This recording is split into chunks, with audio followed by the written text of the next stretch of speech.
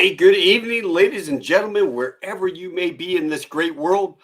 My name is Mitch Taco Bell. I'm your host for Tall Tales with Taco. Tonight, we're going to explore a little bit something different. It's aviation related, it's Marine Corps related, and it's just flat out cool. Daniel Foust is a friend of a good friend of mine, and we're going to talk 46s, we're going to talk Iraq, we're going to talk even Afghanistan. So stand by, folks. I think you're going to enjoy this one. And without further ado, I'd like to bring Daniel on to the show. Daniel, how are you, sir? I'm doing well. How are you doing, Taco? Hey, doing okay. And welcome from Colorado, right? Yes, sir. Yeah, but all right. So I ask every Marine that we get on here, we start talking about uh, OCS. When did you go through OCS and what did you do? PLC or did you do 10 weeks? Yeah, I did the straight 10 weeks OCS. January 20th of 2002. I stepped on the yellow footprints. Oh. Yeah, did that one, and it was cold. It was damn cold out there. But I guess was between the 10 weeks of that, and then what was it after OCS? I think we had 2 weeks off, and then started basic school for the next 6 months. So you got both the heat and humidity plus the freezing cold. So definitely not a place that you want to go back to and hang out in. It was brutal. Oh, come on, man. It was the big suck, but you loved it. I know you did. Looking back, I go, I'm so glad I did it. But yeah, during that time, it sucked. All right, give us one OCS story. Oh, geez. Your favorite OCS story that you tell your friends. Oh man. We're out doing PT out on the PT field one day, and I just remember the poor guy behind me. I remember his name. I'm not going to say his name, but I remember him. He eventually got kicked out, but poor guy's just getting screamed at left and right. And we're doing, we're all in order. You remember how you're all standing in line, and you're looking at the instructor up front. I just remember we're doing these arm things, we're doing these calisthenics, whatever. Right. And I turned around, and as I'm following what the instructor is saying, I turn around. Of course, there's 2 or 3 the sergeant instructors screaming at this other guy behind me, and of course, I just turned around and batted the instructor right in the head. I didn't even realize. I knew he was there because he was yelling, but I didn't realize how close he was. I just remember turning around, I hit him, and I had that oh hell moment, and I just looked at him, and his eyes locked on me, and I just turned around, and I just kept doing my exercise, and I just said, just keep going, just move forward, always forward, just don't even look at him. But yeah, I thought I was going to get it for that one. But that's great. And so you had your air contract before you went? Yes, sir. Yeah, I had the air contract. What's that? Yeah, everybody talks about FigMac. Fuck it, I got my air contract. Oh, never actually heard of that one. You didn't hear that? Oh, I never heard that term. Yeah, we were all FigMacs, friggin' something. I got my air contract.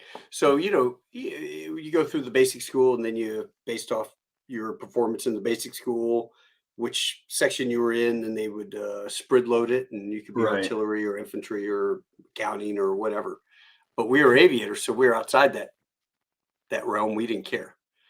Right. We had our air contract. We were just waiting to get through TBS to go to Pensacola, and start flying. Well, I remember that, but I also remember the instructors, because they knew who had the air contracts, and they always say, "Hey, we can get rid of your air contracts, so you better listen up and don't think for a second we're gonna have to go through all this, and we're gonna get rid of your air contract real quick." And so they used to. I don't know how much truth there was to that, but it was a contract as a contract. But again, needs of the Marine Corps, so I'm sure they could have put. Oh, I'm sure they could have found a reason to thrown a wrench into that plan. Yeah. Sure. So then you go to flight school. You spent all your time down in Pensacola?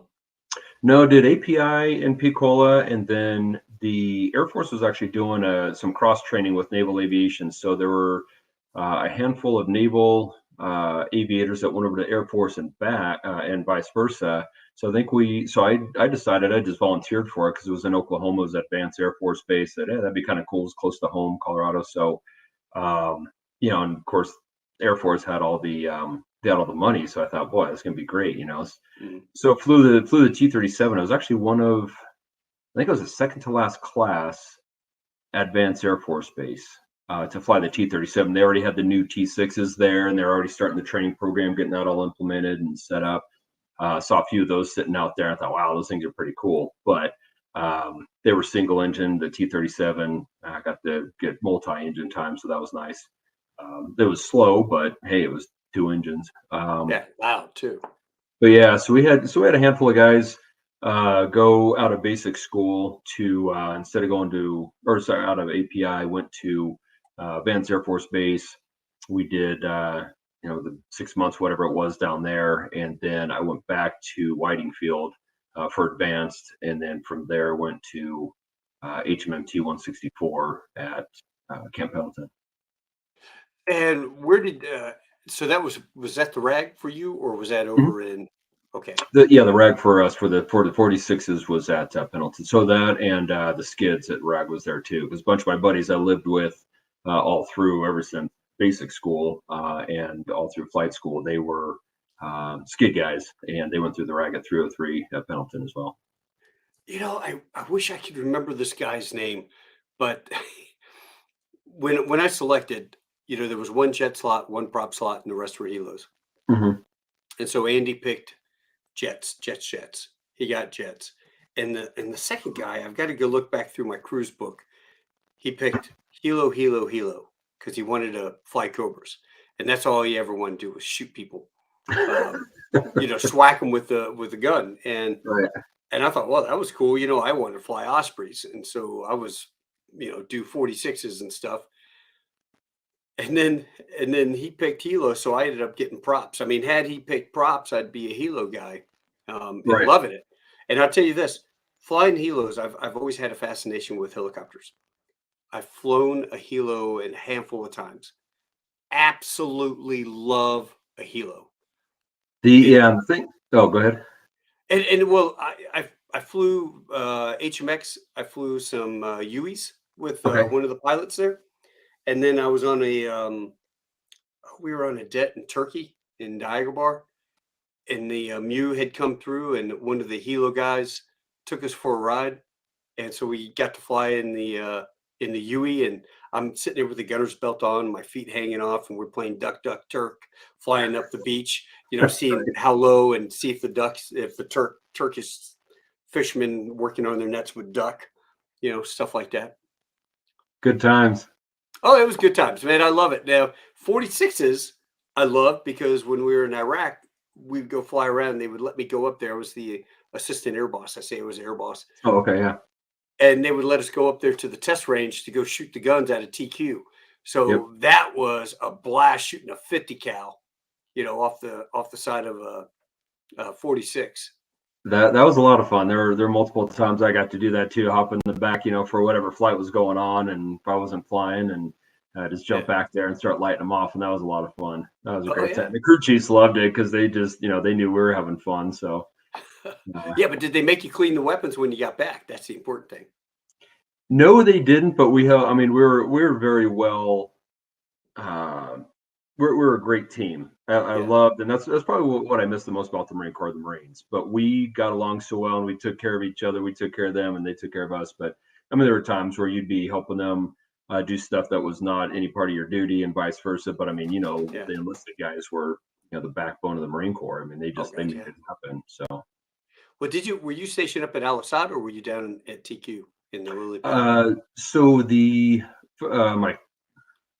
my first tour was with the 31st Me. We got there. Well, they were already in Iraq in 04. I can't remember. They got there in August or something like that. And then, so it was with 31st Me. I was with HMM 265.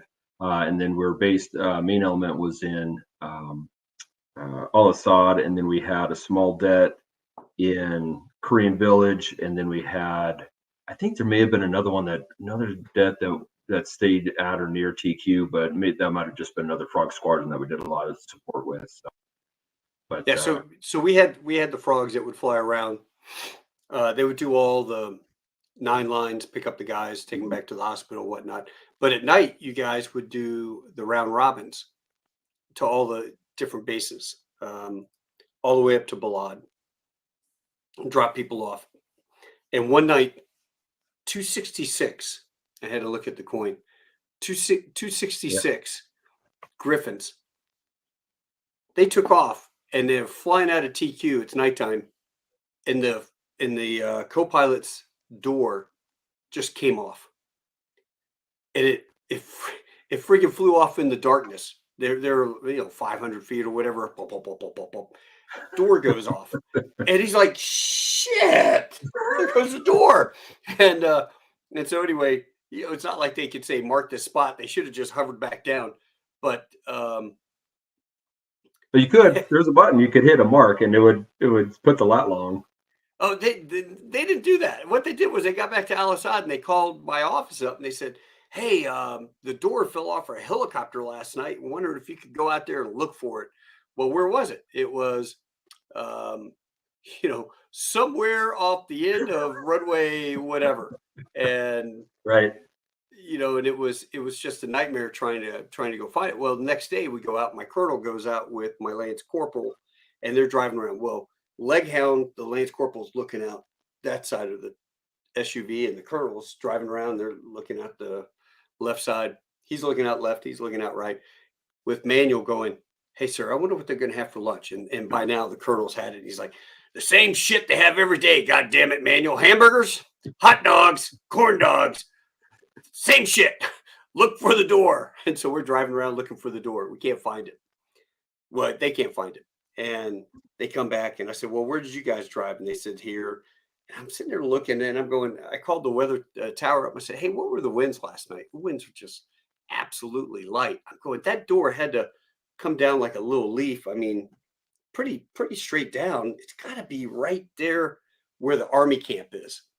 The Army guys were off the end of the runway, Right. which was interesting when the C-130s, Air Force C-130s would take off and pop their chaff and flares and set their tents on fire. They didn't like Air Force guys. So I drive out to their place and there was a fuel farm. And so I drive into the fuel farm and right in the middle of the friggin' parking lot is this door. So I go pick the door up, throw it in the back of my SUV, come back, call the squadron up. AMO was very happy. And I said, "Here's the deal. I got your door. It will cost you 3 pizzas, a squadron shirt, and a coin. I'm an extra large." Right. And AMO was like, "Whatever you want." And I want it tonight though. And I said, "No problem." And so we had pizza that night. They came to the VIP area there. We offloaded the pizzas, got my shirt, my coin, gave them this beat up door back. Because I guess it's not like you guys carry extra doors in combat. No, I mean, I don't remember carrying extra doors. We had extra parts, just extra supply of everything, but I don't remember specifically, if that was one of the main things that they carried, because I mean, I knew a few guys that had their crew chiefs pop off the doors, but it was usually on warmer days and you're staying low, that kind of a thing. But typically we always had the doors on. I don't think I ever flew without it on. I never flew without it on, but I know a few guys that have it. Wow. Typically, everyone had their doors. What's that? Is it bulletproof? Is that door bulletproof? No, we sat in like a little. No, not at all. We had I know the floorboards we had, and they had re-engineered all the floorboards. So in the cockpit all the way back, the floorboards had re-engineered them so they could withstand. I don't remember if it could withstand all the way up to 762. I think it could a 762, but nothing bigger.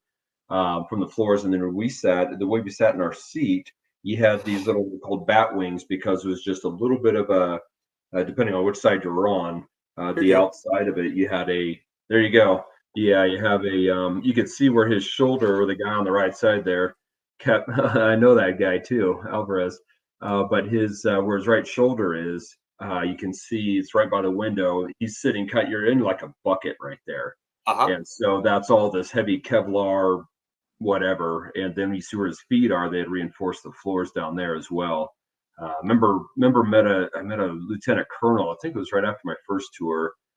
He had a round go right through that chin bubble, hit something, it hit one of the pedals, shattered, and went everywhere, and it went up and hit him in his neck and in his face. So he had some scars from that, but what could have happened was, a lot worse. But it was amazing how much those aircraft could take. And then if you look at the outside of that picture, you see those panels just to the right of the door. Yeah. that's all hard panels. So those were all bulletproof right there, because right inside there was your control closet. So you had where your hydraulics and your mechanical and springs, etc., all came together. So where you're controlling from the cockpit, it's going back to the hydraulics, goes up from there to all the rotor heads and adjusting the blades. So if you Right. took a route in there, that would screw you over really badly too. So And what that's about we had down that. below Captain Alvarez there? That looks like more paneling attached to the aircraft. Yeah.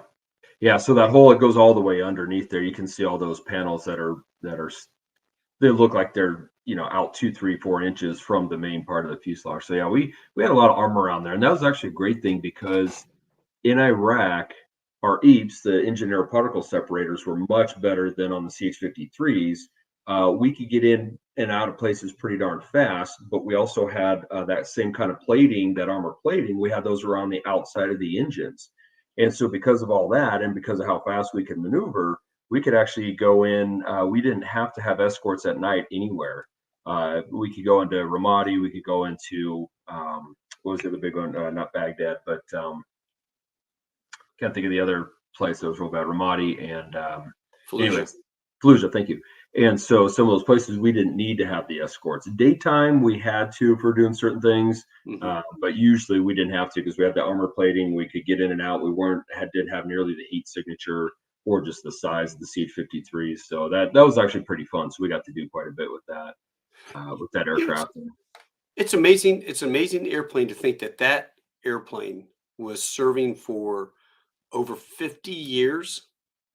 So there were guys in Vietnam flying that, and their sons were flying that. Sons and daughters are flying that.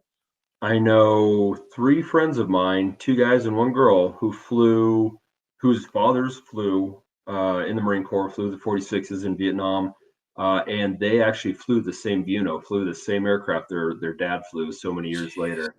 So, God, and one friend of mine actually flew it back to, I think it was either the Marine Corps Museum or one of the aviation museums back east. She got to fly it back, and I think can't remember the story. I'll have to ask her again, but something like it was one of the aircraft. I think that her dad flew or something because right. her dad had earned a Silver Star in Vietnam too.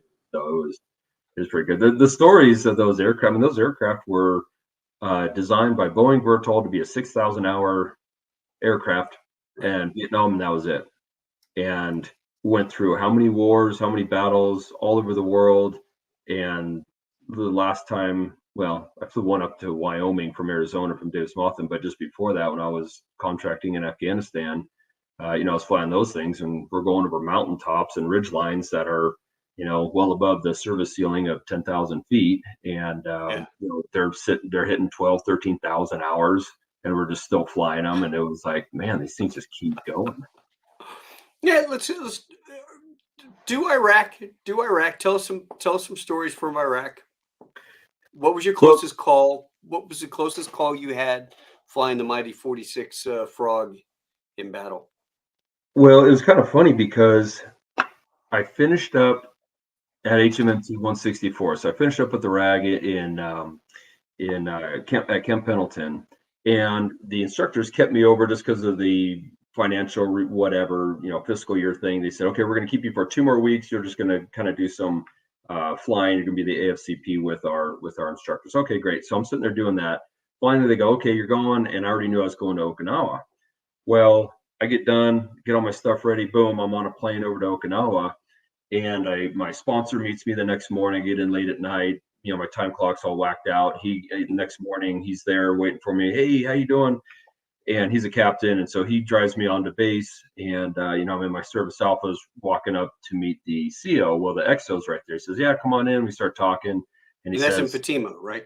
"That was at Fatima. Yep, Yeah. MCIS Fatima." And he says, it was the XO of 262, and he says, "Oh yeah, good to have you." Blah blah blah. He says, "Hey, the CEO's not here yet. Come back in about an hour, or I'll give you a call when he does get back, and so you can meet him." I said, "Roger that, sir." So my sponsor takes me around, and we just left, and we're driving halfway down around the flight line. Sponsor gets a call, says, "Hey, get Faust back over here." So go right back in, and I walk back in. "Sir, you want to see me, sir?" And he says, "Yeah." He says, "You just got in last night." And I said, "Yes, sir." And he goes, do you have a place to live? And I said, well, no, I'm just staying in the BOQs for now. And he goes, okay. And he goes, but you have, he says, but you have everything with you? And I said, yes, sir. It's all in the room right there. And he goes, okay. And he says, you have children? I said, kind of looking at him, no, sir. And Not he that I says, know of. They're just yeah, in yeah. Korea. I don't know their names. Yeah. He says, he goes, okay. Do you have a wife? Are you married? And I'm looking at him like, what the heck? Like, no, sir. And he goes, okay, don't unpack anything. You're going to Iraq. You're leaving in 2 days or 3 days or whatever. I'm like, all right. And he goes, you're actually supposed to be at 265. And I'm like, oh, right on. So I'm getting excited because, war is a horrible thing, but if we're in it, I want to go fight. I want to be a Sure. part of it and protect my country, love my country with all my heart. So I get all excited. It ended up being I think it was about a week and a half before I actually left. But anyways, I just remember because I remember celebrating the Marine Corps birthday on Futenma, and then about a day or two later, I left for Iraq. And there's a CW4, I think he was 3 or 4 at MAG, and he the XO tells me, hey, go meet CW04, whatever his name was, and he's going to have all your information for you, how you're getting over there. And I said, okay, roger that, sir. So I go over to the MAG and I walk in the door, and the CW04 says, oh, you're Lieutenant Foust. I said, yeah, how you doing? So we're talking for a little bit. He goes, okay, great. He says, here's the deal. You're going to leave on this date. Here's your plane ticket from Naha, which is southern part of Okinawa. He says there, and that's going to get you to South Korea. South Korea, here's your ticket, and you're going to change planes, and then you're going to go to where the hell was it? Kuwait? To Dubai, and then to Dubai to Kuwait. And I said, okay, so each one of those, I got the plane ticket, okay, and I've got all my, I've got like 4 ginormous sea bags, got all my flight gear, my personal gear, and all this stuff. And I'm like, okay, great. So I go, okay, and he says, and then you're with 265. They're already in Iraq, and we're at the 31st MEU. They've been there for a couple months, so they're all established there. And I go, okay, great. And he goes, any questions? And I'm kind of looking through it, and I go, wait a minute. This gets me from Naha 2 or 3 hops to Kuwait. How do I get from Kuwait to my squadron in Iraq? And he goes, that's the part that I wanted to ask you about. So when you get there, email me back and let me know how you got in there. And that was his. You're the experiment child. And what's that? You're the lead safe man. You're going I'm over the guinea advanced pig party, on how right? to get people from Okinawa over there. And I'm like, what in the hell? So long story short, when I'm in Kuwait, I went onto some base, and just getting out of the commercial airport I thought I was going to get killed, but it was like, whatever. Get to this base, randomly some dude just happened to be standing there, was a contractor, helps me out, gets me to some base. I signed into this base. They say, okay, give it a few days and we'll have some Marines come pick you up. Sure enough, two, 3 days later, these 2 Marines, a staff sergeant and a corporal, walk in, and they go, you Lieutenant Foust? I said, yeah. They're like, we're here for you, sir. I said, oh, great. One of them hands me a rifle, and they grab my bags. They hand me a rifle, and they go, hop in, sir. I'm like, oh, this is great. So I get in the car. We're doing 130 something kilometers per hour, 140 something. It was just hauling ass. And it's my first time in the country, and finally get me to this other section. Part of the, I think there are 2 or 3 CH-53s that had a maintenance issue that were still there from our ACE, from their combat element, that were still in Kuwait. So that's how I was able to get from Kuwait in, because once they got it fixed up, I got to hop on the plane with them and then fly over, and so met up with the rest of the squadron. So it was a very interesting hell of way an to get adventure. there. Yeah, quite the adventure. So anyways, I get there, and I think one of the funniest things was, and it wasn't like comedy humor, it was more of being young and just wanting to fight, because I'm a boot lieutenant. I did most of my flying with the OPSO at the time, the OPSO, XO, and CO. And all of them flew very different. And you know how that is. Every pilot can be very different. They all have your procedures, but everybody's technique is so different. And so, I'm flying with these guys. I'm doing, trying to get all my sign-offs, daytime and then nighttime, and then, all this stuff. Next thing I know, I'm in a division and we're tight formation, and I'm flying on goggles. I'm, oh, what the hell, squeezing the black out of the controls and trying to do all this, and it's nighttime. And I remember a couple of times going on these missions where it was just a section of us, and we're doing our different tactics because we knew bad guys were around. And I remember every now and then just seeing, okay, muzzle flash, we're getting shot at. And my biggest thing, and we had a master sergeant in the back who was one of the door gunners who was getting ready to retire, and he wanted to kill before he left. So, and I wanted one because I'm a boot lieutenant going, hell yeah, let's get into the fight.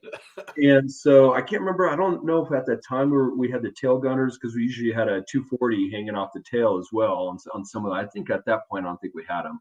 But the you know, But you had a 50 sitting out the side. We had a 50 cal on each side, and then Right. sometimes we had a ramp, and we'd have a guy with the gunner's belt on. He'd be laying on the ground, because whenever you go over certain areas, you always had to have somebody watching your tail, because that's where the enemy would pop up, because they knew when -2 went over, then we can pop up and hit -2. Where these guys, you know, we got onto that real quick, and so okay, there'd be a guy with a 240 just sitting there waiting to, you know, and you with that ramp down, you could slide, you know, almost 180 side to side, so you can just start lighting them up. But I just remember getting shot at, and I remember the first time going, "Oh, this is awesome!" You know, they're like, "Let's shoot at him." And the captain, the senior captain that I was flying with, he's just like, "No." And then the master sergeant back's like, "Sir, I got him in sight. You know, permission to open fire." And he's like, "Nope."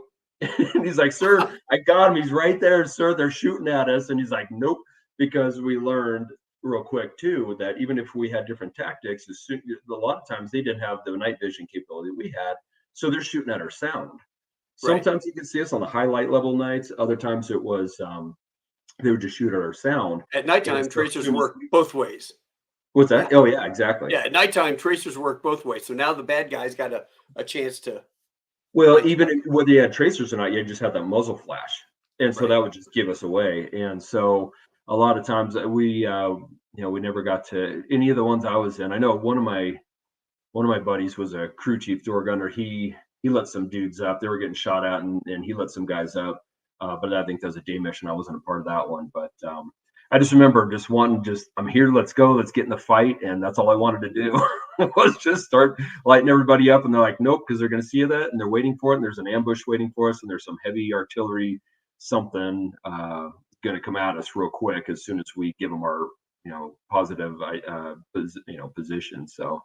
And then one night getting AAA fired at us. I remember that one. It was just the biggest, explosions in the air I'd ever seen, and that was pretty awesome.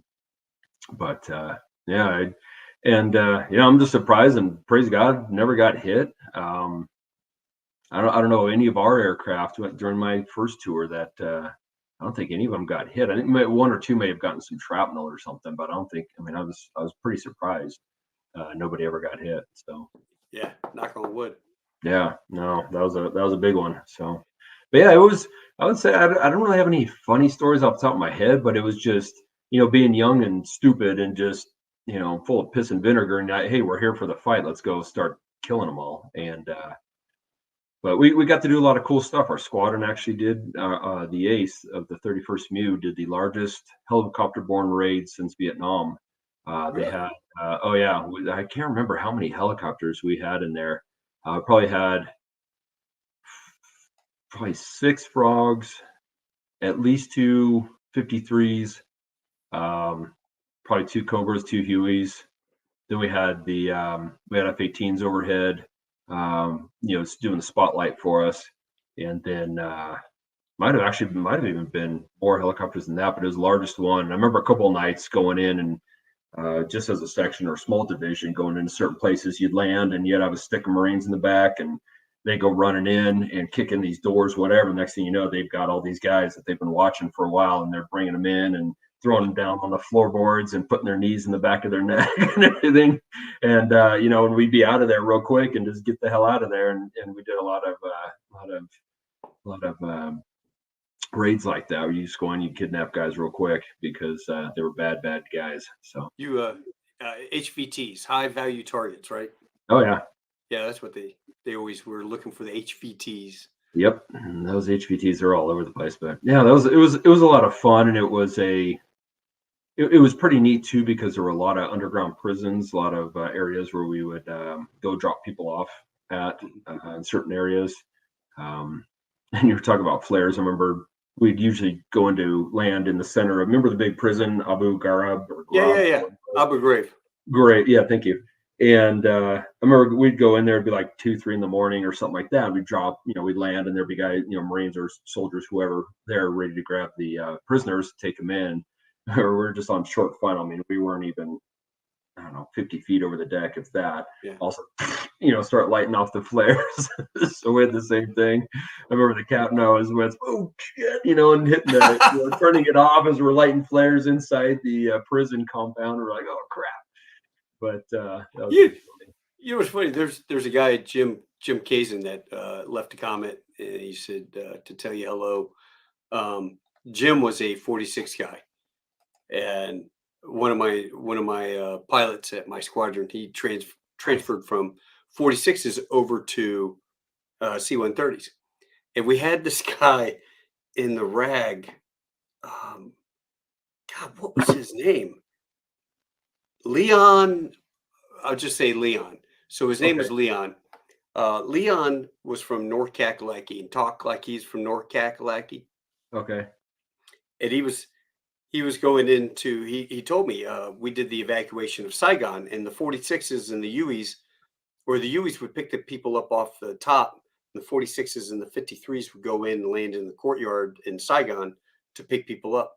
Well, it's been going on all day, and it's kind of dusk.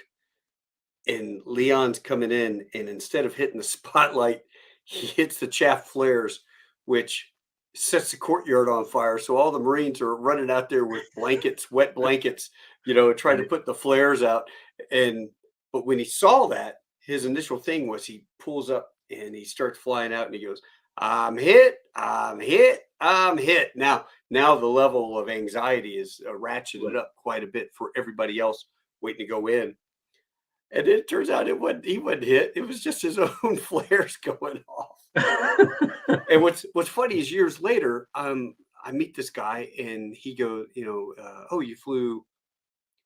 No, maybe maybe Leon flew 53s. I can't remember. But I met a guy that flew with him in Vietnam, and he goes, "Oh yeah, that Dingleberry, man, he hit the flare. He scared the living crap out of all of us because we thought that the VC were now unloading on us." Right. But yeah, we were. You guys don't know, but we were having a conversation earlier where the um, Army or the Air Force guys in their C-130s, we had a NOTAM in TQ. It said, "Whatever you do when you take off, turn off your gear, your anti-missile gear, because we have this burn pit. I mean, we had a burn pit from hell. It looked like hell." And when they went up and they turned, it would catch the heat from the burn pit, Yep. and they would launch volleys of their flares, which set the tents on fire for the poor Air Force guys. And yeah, they didn't like that very much. It is funny, after talking to you, it brought back a memory.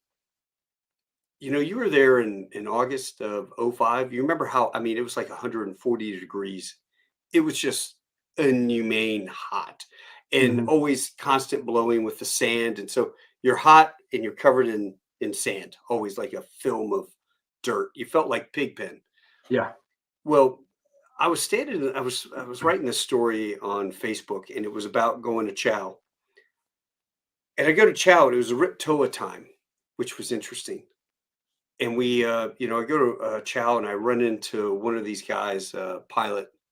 He was a 46 guy, and we called him Worf, and I can't remember his real name, but he had hair plugs, real bad hair plugs. Okay. So they called him Worf. And Worf, we're sitting there talking in line at the Chow Hall, and he goes, "Hey, Taco, do you know who the mayor of TQ is?" I'm like, "Yeah, I know who that guy is." And he goes, "I need some help, man. We need some help. Our tent stinks. There's something dead inside the tent. Like one of the wild dogs there at TQ crawled up underneath the boards, and it's dead. It stinks. We need the engineers to come out and take care of this." I'm like, "All right." So I see the mayor, and I tell him what's going on, get his tent number, and I actually walked back with him. And when I walked in the hooch, I'm like, "Holy crap. It does stink." I mean, like bad, overwhelming smell. And it smelled like something dead. So I went and got the mayor, told him about it. He got some engineers come over there next day. They pulled up floorboards. They had flashlights. They're looking, nothing dead underneath that entire tent. But you could not put a finger on where the smell originated from. And so they're walking all over the place. So about 2 days later, Worf is laying on his rack and he's looking up. He's reading a letter or whatever, and he looks up. He gets down. He looks up, and the big green tents. It was Hmm. before the cans. Yeah. They had that cross beam up there, and he's looking. He's like, "What the hell is that?" And he realizes those jackasses had taken little cartons of milk and had shimmied up the poles and popped the milk and stuck them on the cross beams, so they curdled in that heat. Oh, Oh my yeah. god, that was pretty freaking funny. That That heat I is don't care who brutal you out are. there. Oh, the heat's brutal, but Rip Toa guys, they were always doing stuff to mess with the other guys. I don't care who you are though. That was pretty damn funny. Well, and it's fun because when you're out there living in that hell and austere environment, it's you got to have fun somehow. Because those guys were on the airplane going back, going, "How long do you think it'll take them to figure that one out?" They had to have somebody on the ground that knew what they had done and was waiting for a report on that one. Oh god, So yeah, please. Does Jim can Jim see or is he listening or? yeah, I think so.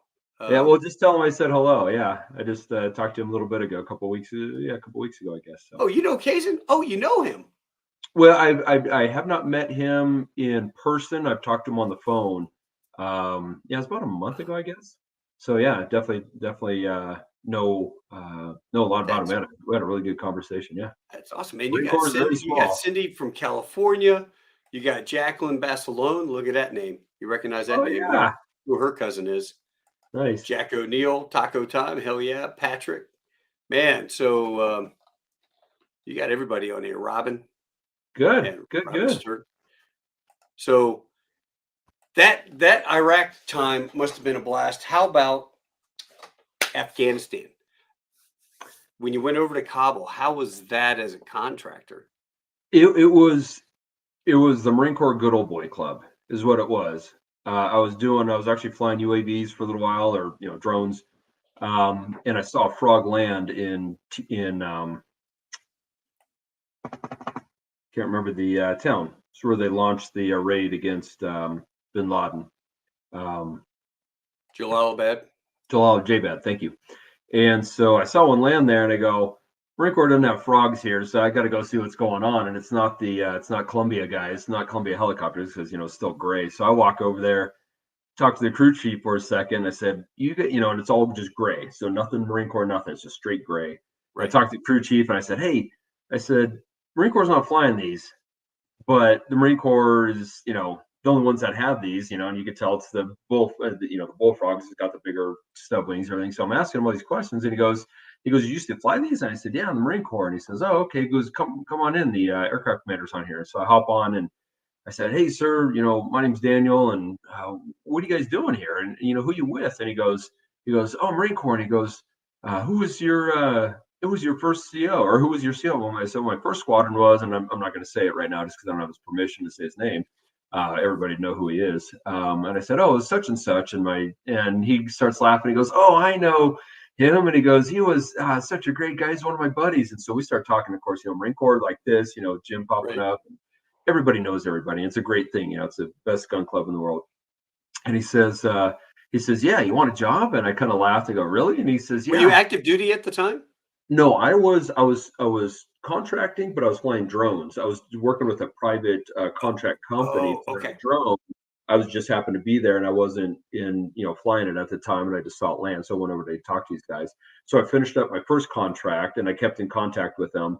And after that day, so they launch, they take off. They're going back to Kabul, or yeah, I guess it's Kabul. And then 2 hours later, a good buddy of mine, who was a frog guy in my last squadron, 166, emails me on my personal email and goes, "You little bastard, what are you doing out here?" And he goes, "Send me all your information. We'll get you in. Don't worry about it." So I finished up my first contract and rolled over with those guys. It was through DynCorp, and so that was a lot of fun. It was nice. You had your own room, which was cool. You had a chow hall right there. You're all Sure. in a compound. So it was nice living off of that. There was you butted heads with a lot of people who wanted to make decisions about our aircraft when all of our crew chiefs, well, 99% of them were Marines, Right. and we all knew how the aircraft flew, how it handled, because we'd all flown it all over the world.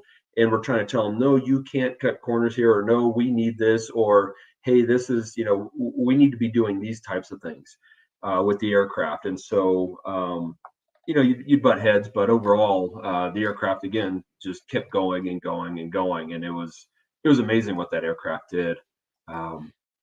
We had a couple. We were able to do quite a bit. I mean, that aircraft was so versatile, and we could do all kinds of stuff. So we did a lot of, just running people around town, going to different locations.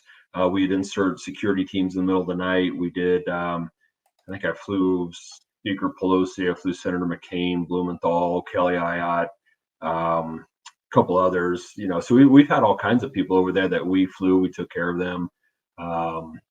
Made sure them and their team got to where they were going. One day I remember some new orders had come down that you're going to go do one flight and something, you come back, you shut down for the day, nothing else pop up, because every now and then, if we knew there was an Army, Marine, somebody out there and we could help them, we would just bring them on the aircraft, where this is like, hey, it's not DOD, this is DOS and funds and all these people, but we're looking at it as, hey, these are brothers and sisters, you help them out. So they say no more of that. So about 2-3 days later, I was the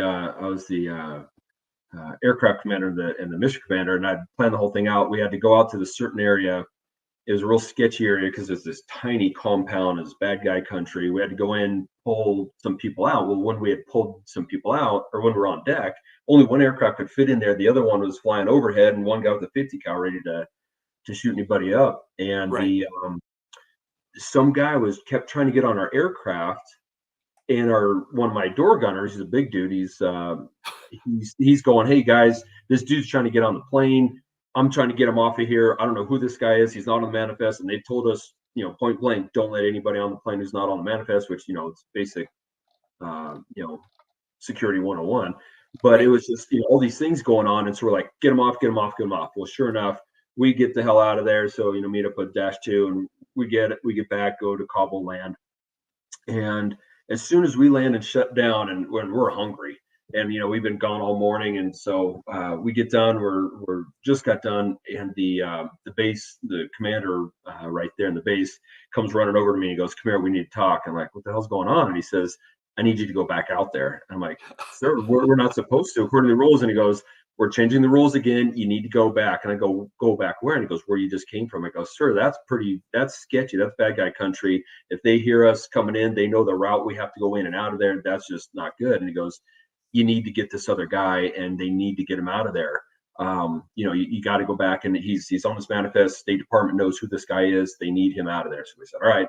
So I look at the crew chiefs and the other helicopter, the other crew, and I say, "Guys, we got to go back out." So we get the bird spinning again, and we go back in there, and it's that same guy that was trying to get on earlier, but no one had told us. So we were doing what we were told, whatever. So we get out of there, and we're just going, okay, that was sketchy enough. And we get back to Kabul. We land, we shut down, and the base commander comes out again and goes, "Thank you for doing that. I know it was sketchy. I know we just changed everything we told you." And I said, "Well, whatever."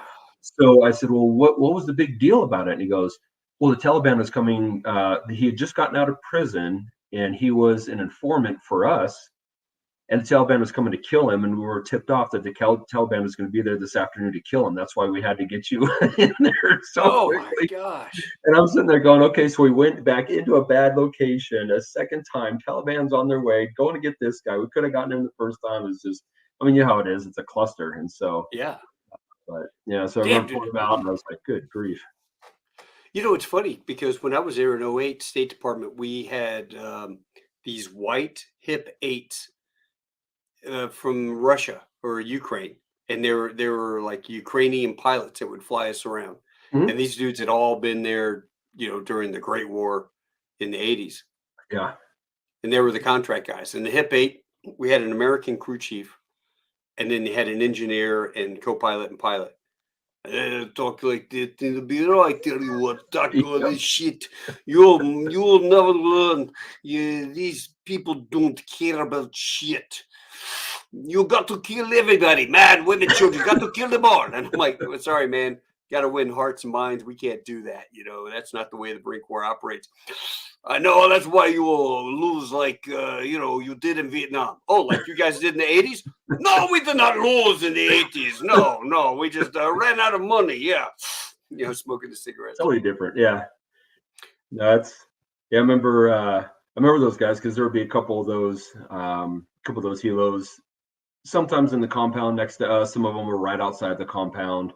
And I remember Senator McCain was going out there for something, and somebody had him scheduled to fly on there, and he calls up and goes, "The hell I am," and he goes, "I know you got Marines and Navy over there. I'm flying with the Marines," and so they said okay, and so they called us up, and we got to lead the mission on that one. So that was pretty fun picking him up. So.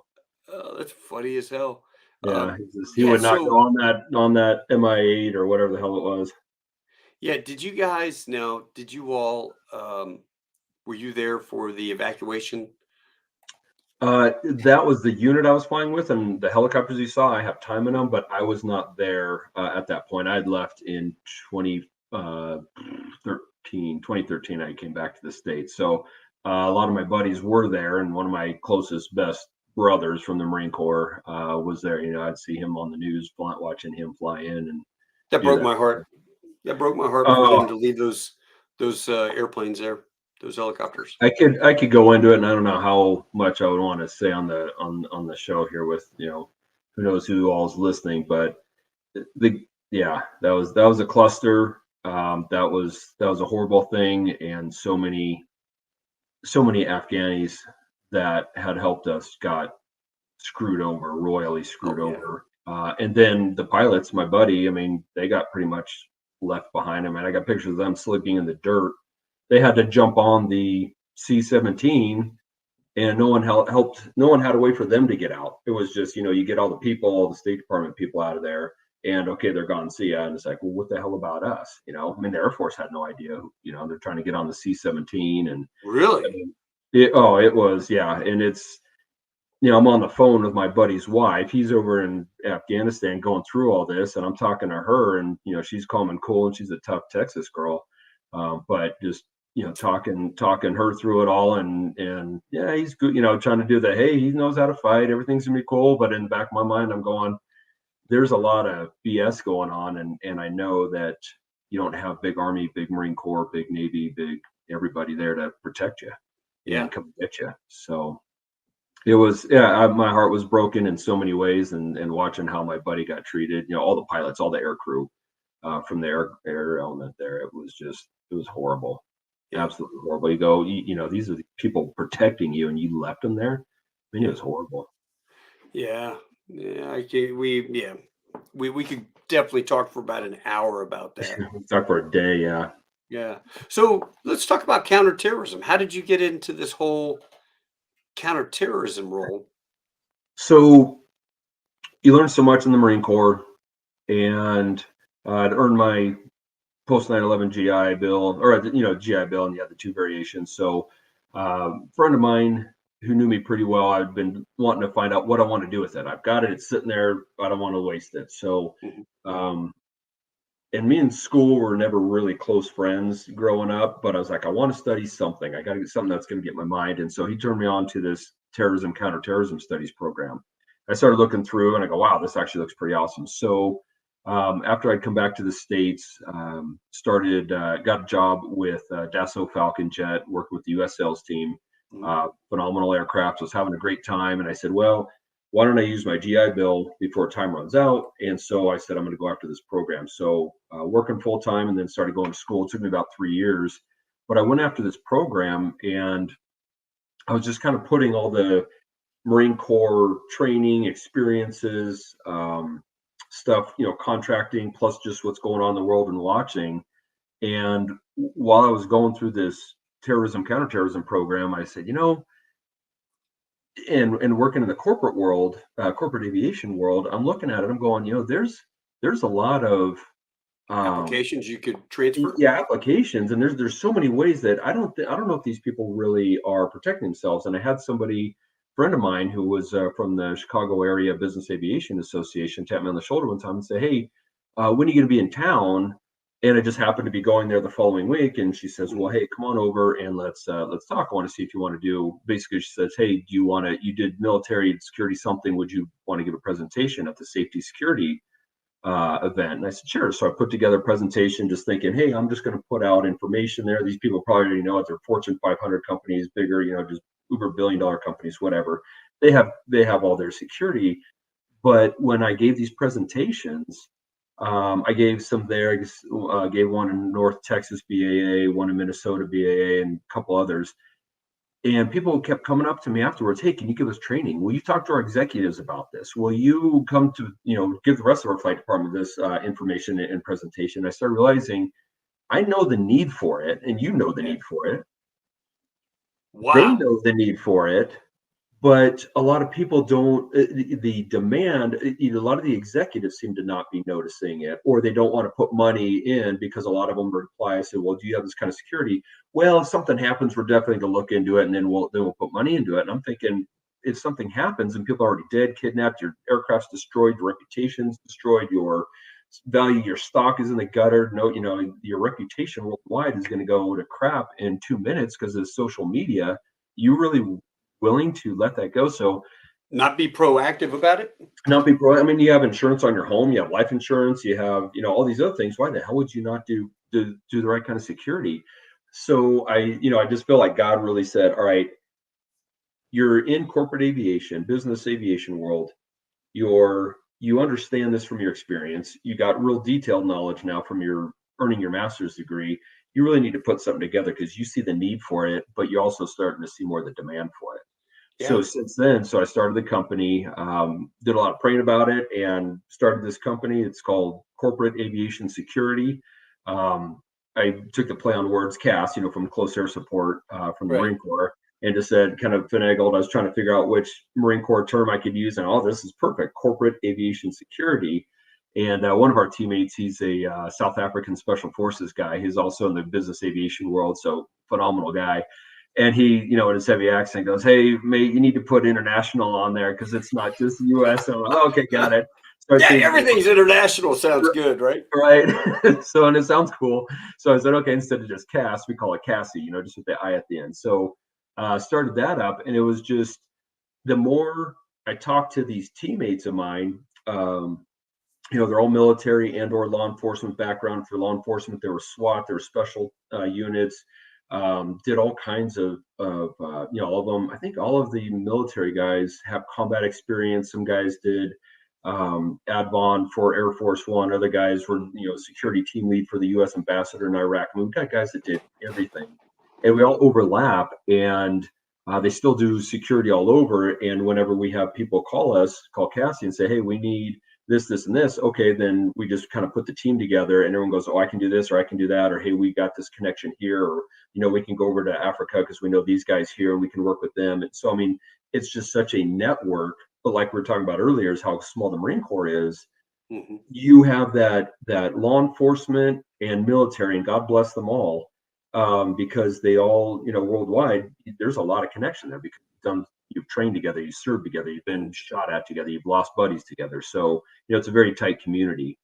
And so we just built a company, and we categorize it. We have three categories of security. We do assessments, we do training, and we do protection.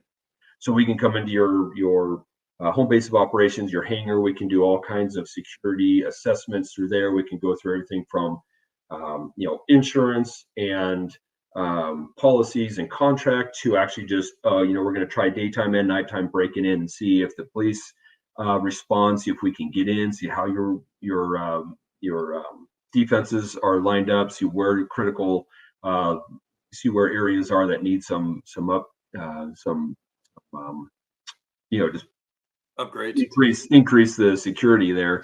Then when we do training, we can do all kinds of stuff. So we do stuff from just basic training for people to understand, pay attention when they're traveling, just basic security awareness, active shooter survival, because that's everywhere in the world right now. Kidnap and ransom, because that's going on, especially with executives, proper mindset, things like that, hazardous terminations.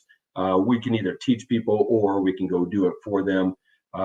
There's a lot of stuff. You got the hijacking. We've done some training with people on the aircraft, on their aircraft, in case it does get hijacked. There's one aircraft at Centennial just down in Denver a year ago, July, got planes going from taxiway about to get on the active runway. Some guy comes up, opens the door, demands they fly him to Hawaii or something like that. Wait a minute, opens the door where?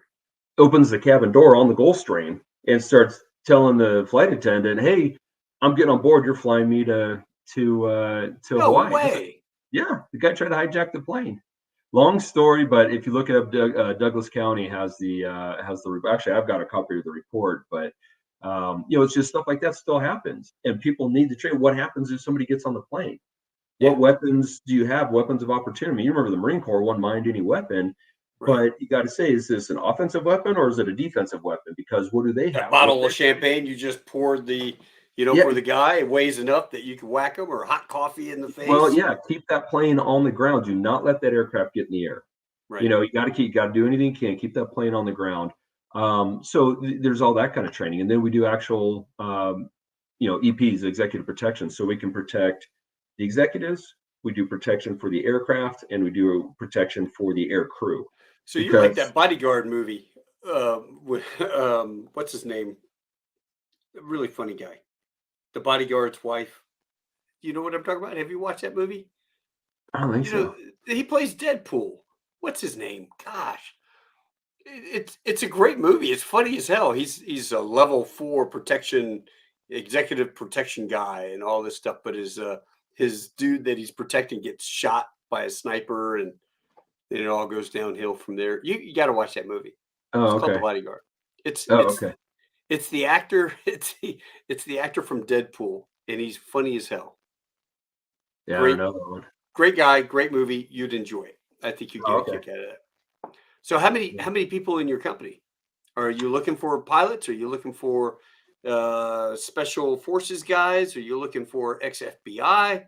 What are you looking We for? actually have quite a few. Our team is quite a few people. So we have a core of about 15 to 20, and they all have the military and or law enforcement background. From there,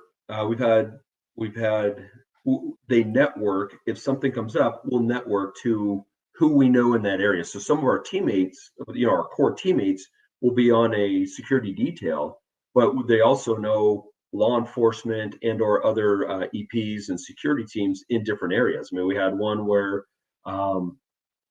we had a late Friday night, had the director of aviation from one flight department call me, say, "Hey, do you know anybody in Burkina Faso, over on the west side of Africa?" And I said, "Hang on." Called my buddy from South African Special Forces, and the flight department had to have a plane on deck Sunday morning. It's already 5 p.m. Colorado Mountain Time Friday night, so we've got barely any time there. Right. And within 2 hours, so I called my buddy and I said, "Hey, who do we have?" And within 2 hours, we had the director of aviation in contact with two of his teammates from South African Special Forces. They were flying up from South Africa up to Burkina Faso to provide the protection. So we've had things like that. We had we had to do protection for. We got called up again. It was like 2 days prior to an executive that had to go to Chicago for some sort of court thing, and he needed security.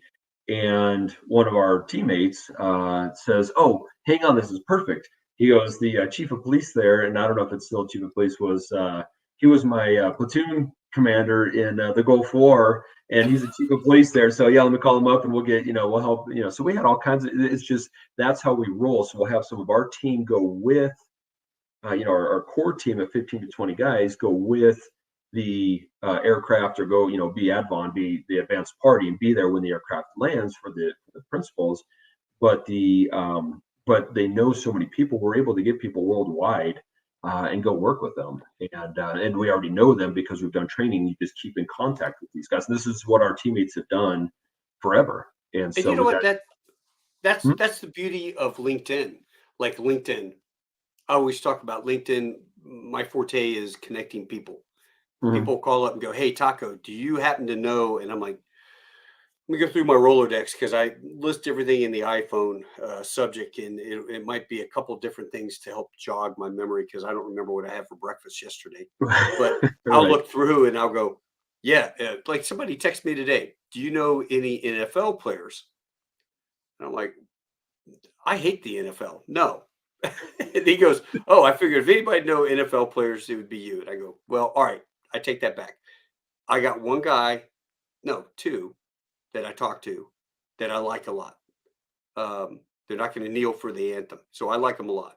And one of them, he's out. He works with vets over in Dallas and helps. David does stuff with all of our injured and wounded. I go, that'd be the guy you need to talk to. Pete's over in L.A., so he's a little bit too far for what this guy wanted. But yeah, so that's what I do on a daily basis, man. It's like, hey, Taco, do you know Right. somebody? And that's it. And Bill Sims for the win here. I owe him a beer. Ryan Reynolds. Yes, sir. There you go. Yeah. And hey, so if you ever want contract Taco Bell, I do know a lot of people worldwide. So you can sign me up, man. I could be a contract 1099 guy for you or something like that. Nice. Um, dude, that is awesome. So have you gone anywhere? What's your favorite mission so far or sortie you've done? I most of the time when I first started this company, I was still working for Falcon Jet. So most of my teammates were the ones doing it. I would be in contact with the flight departments or the chief pilot, the executives, with whoever, and I bring it in and I go, okay, guys, here's the situation, kind of commander's intent, blah blah blah, and go down. And they say, okay, let's start doing this, this, this. I've got these guys, and I can do this one. And then we go, okay, here's the team. And so they're usually the ones that'll run and do it. But I mean, we've gotten to do some cool stuff. I mean, just with the training, people has been a lot of fun. The Because it's interesting how much people do or don't know, and how much from our experience, what we know what to do and how to do. A lot of the EPs that I work with and military guys and private security, their experience is so it's kind of funny because you think of the things that you would normally do and people have no idea that aren't a part of that world.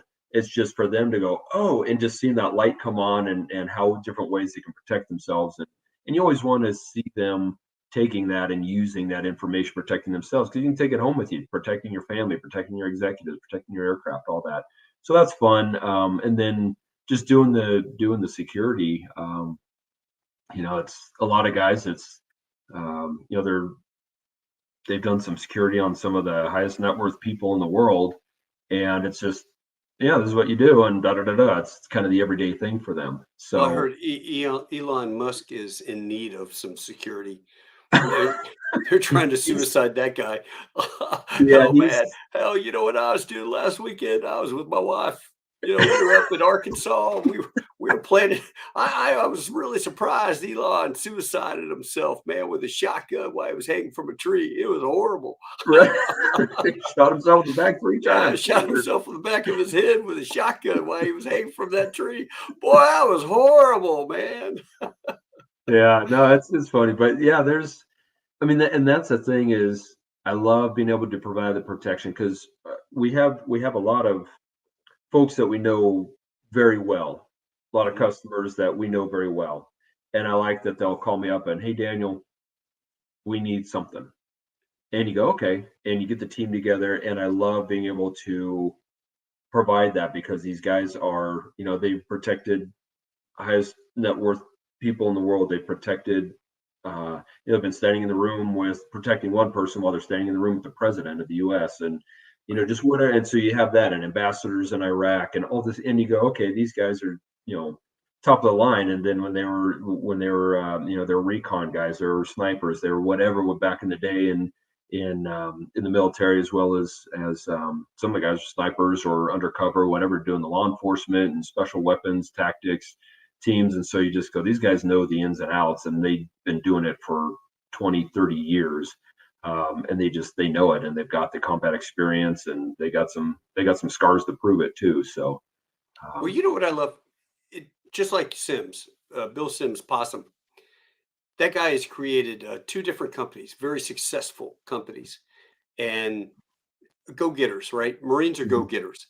Yeah. But what I love to hear, I love to hear the stuff where Marines have taken what they've learned in the Marine Corps and applied it, found an application for it, and applied it to their business model or to the success. And it's led Right. to the success and all the stuff that they learned. It's just there's a podcast called Dose of Leadership, and Ned Ryerson, he just takes all of he goes, when he was furloughed from the airlines, he was just like, what could I teach? I like teaching. What could I do to teach? And so he goes into these companies and gives them, all the executives, gives them leadership lessons and how to actually lead. These people don't understand leadership, Right. the difference between actual leadership. The Marine Corps even puts on a fantastic program at the basic school for the top 500 Fortune 500 companies, Oh, where these really? people, these people go in there and they go into the um, Quantico, and they'll go out on they'll brief them, they'll do a brief, they'll do all this stuff, and then they'll put them out in the woods, and they'll come upon a bunch of tribal members. It's like Afghanistan, and I and think I they'll have heard of that.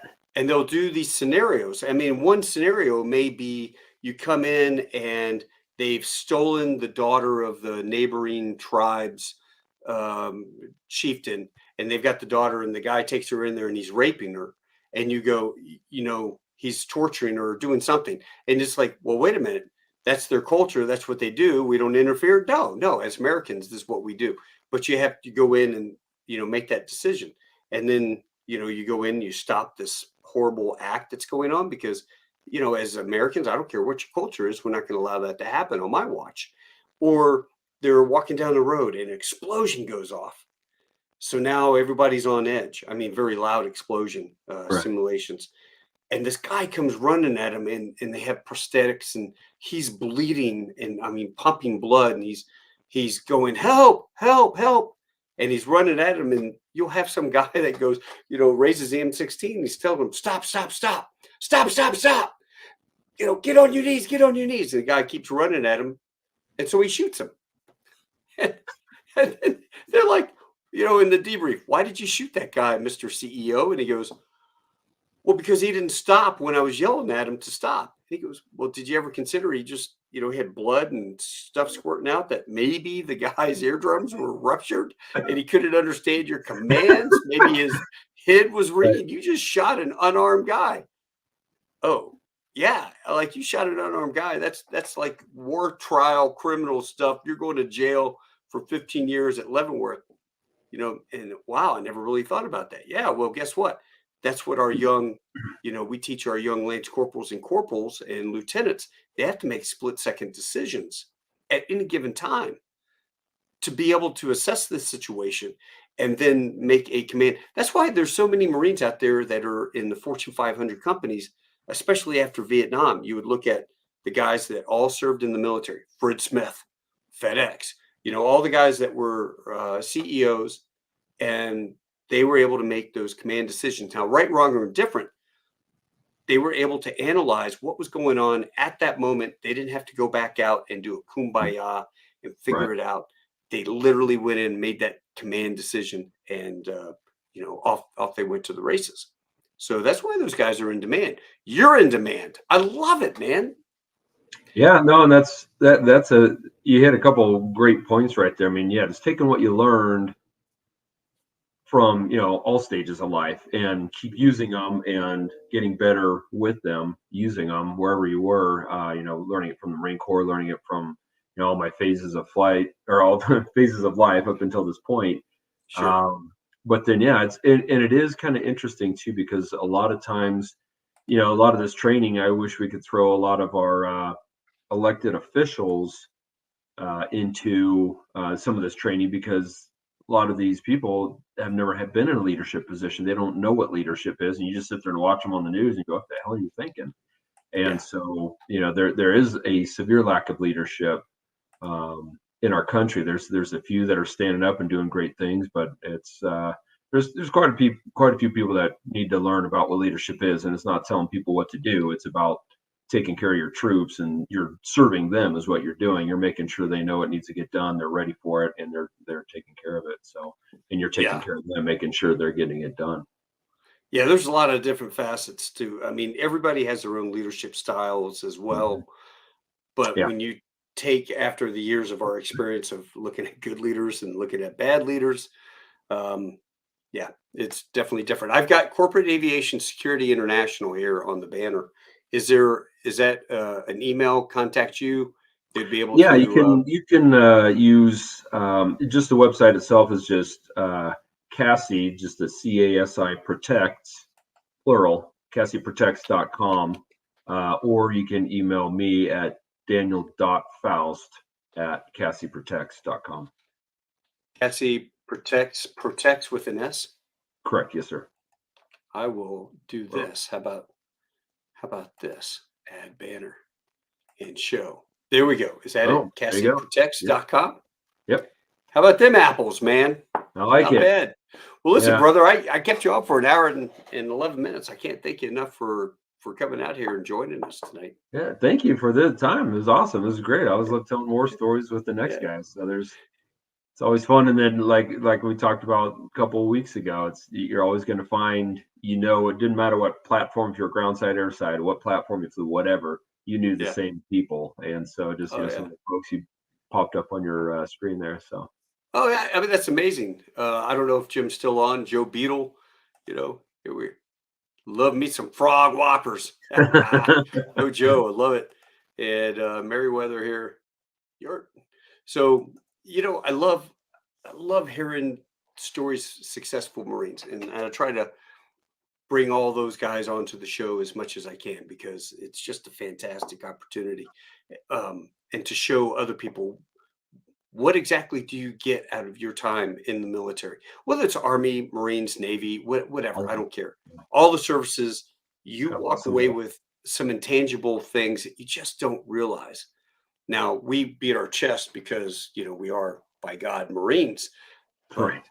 there there there are a lot of takeaways from different branches and different services um, and MOSs and the whole nine yards. So if you're out there and you're even thinking about the military, highly recommend go in and experience it. At least just get 3 years and walk away and go, okay, I learned a lot in 3 years, and that could help you out down the road. And then especially, the brotherhood. Yeah. Um, like Schuster calling me up, going, "Hey, I got this guy you need to talk to. He's awesome." Um, I went to TBS with his brother. That was so funny. Small world. And then here's Shu working on the Pacific with all the guys. Yeah. Just kind of neat. Yeah. Yeah. Some of my, tightest, closest brothers ever. I mean, you wouldn't even ask a question if they ask for help for anything, whatever it is I need, and you just okay, and you just go do it, and vice versa. I could call them up and guys, I need Yeah. this. Yep, it's on its way, or we're there, and okay. Well, anybody else out there have a question for Daniel? You got just a few minutes here before we wrap it up. And if you have a question, go ahead, populate it in the comment section. Like it, share it, tell your friends about Tall Tales with Taco because you never know what's going to come out or get exposed. Oh my God. I can't believe I told this story the other day about it was my birthday last week, right? So I'm at San Antonio on a layover and I'm walking down and I see Dick's Last Resort. You ever been to Dick's? They're all Uh, dicks. It's no. it's a horrible restaurant. I mean, not I'm sorry, not in that aspect. It's a great place to party. Um, they pride themselves on being horrible to you as customer service, very very rude. Oh, okay. That's what they pride themselves on. It's pretty funny. So we did a hurricane evac and we evacuated to San Antonio. We had a couple crews. So, we're walking around almost 20 strong as you're going from bar to bar to bar down on the Riverwalk. And by the time we got to Dick's, I was probably young Lieutenant Bell had a few too many Shiner box, hot wings and chicken wings and everything else. And I met these three co-eds from UT, and I'm sitting there talking to them, and the girls are there, and we're having a good time. And it was here, hold my beer. I asked my buddy, here, hold my beer. And I take my dog tag chain off, and I pop it, and I pull the tags off. I stick them in my pocket, and I tell the girl, I'm gonna snort this up my nose, and it's gonna come out the back, and I'm gonna floss my brain. And I'm sitting there snorting, and the girls get closer, and they're just like watching, mesmerized. And I'm snorting the chain. It's going up further, further, further, further. Well, it hits the back of my throat. And brother, the gag reflex kicks in. And I literally projectile vomit over this beautiful blonde UT girl. Right down, hits her neck, goes down her breast, right across her blouse. And I mean, it's steamy, hot beer, chicken wings, remnants of chicken wings. It is everything. And this girl throws herself backwards, just instantly throws back, and they whisk her away to the bathroom. They start screaming, her two friends, and anyway, we had to leave the bar. But that memory had gotten buried. Yeah, that memory got buried so long ago, 30 years ago. I totally forgot about it until I'm walking by, and all of a sudden I'm going, oh my God, those poor girls. And what I wrote on there, somebody said, man, that'd been great if that's the way you met your wife. And I go, oh yeah, that's funny. I fixed it for you. And I put at the end of it. So that, kids, is how I met your mother. I wish it was that good. I did meet a local Texan, and she's beautiful, and she's great. And we have 3 kids. And honestly, I don't drink like that, like I used to as a young guy. Yep. I'm what am I drinking right now is, changed man. Put the little stuff in there, and I've got it in ice in my cup. But yeah, I like a beer every now and then, but yeah, I don't drink like I used to. I don't think we all do. I don't think we can handle it. We're too old. No. But hey, brother, I can't thank you enough. Yeah. If you got anything for me, Jim Kazin. Yeah, I remember young Lieutenant Bell. Yeah, I know you do. Yeah, pull me out of the bar, out of the behind bars or something.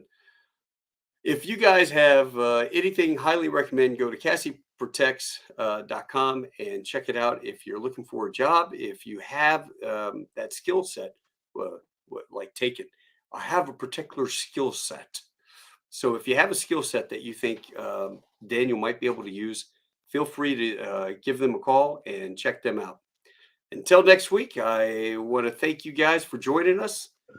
Share it, like it, and if you didn't catch it live, you just came in the last few minutes, this will be on recorded, and you can check it out on Facebook and YouTube, which is pretty funny because every time now I do a show, I get hit with a copyright violation, and I have to fight them for it. And 30 days later, it gets dropped. And every new show, I do it. But by God, my buddy Michael Costanza paid $20 for the rights of that song that I play at the very beginning. And I'm going to use it, damn it. None of these third world party. Yeah, these guys aren't going to get me, man. Screw those guys. But until I see you guys, I'm going to drop you off. Daniel, hang on 1 second. I'll be right back. All right. Folks, thank you so much for joining us tonight. Tall Tales with Taco. It's always fun. This is the highlight of my Tuesday nights to come out and sit there and shoot the bull. I apologize if I told too many stories. Didn't let Daniel talk enough, but it was a lot of fun. Enjoy shooting the bull with fellow aviators, especially when you start digging up some memories from Iraq or Afghanistan or Dick's Last Resort. I apologize for that story. But you guys have a good one. Until I see you next Tuesday. Next Tuesday, I have Kevin Meckler on the show. He's an OV-10 pilot who flew in the first Gulf War and received the Distinguished Flying Cross for his actions. It's going to be a great show. I hope you enjoy it. Come join us on Tuesday. Till then, adios, hasta luego, auf Wiedersehen, tschüss, sheshene, au revoir, domo arigato gozaimasu, shinde kudasai, ciao, arrivederci, tashikor, assalamu alaikum, mahala, do widzenia, das vidania. You guys take care, and we'll see you soon. What should I play for the exit tonight? It's going to be the Atom. See you guys.